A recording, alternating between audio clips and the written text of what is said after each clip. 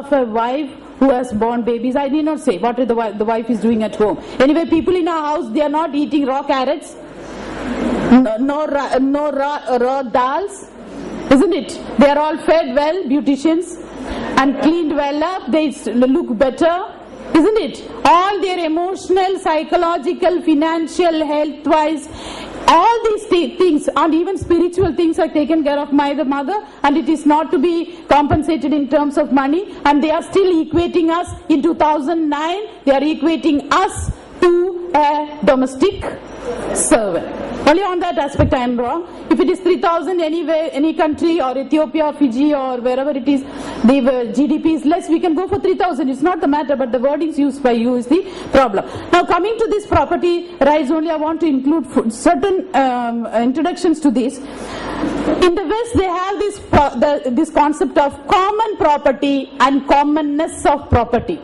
In India, we don't have a common property. After you set up a matrimonial home or a marriage institution by marriage, the assets brought by the spouses are not pooled together. Am I making myself clear? After you start a family, the assets brought by the spouses to the marriage institution is not pooled together to make it a common property.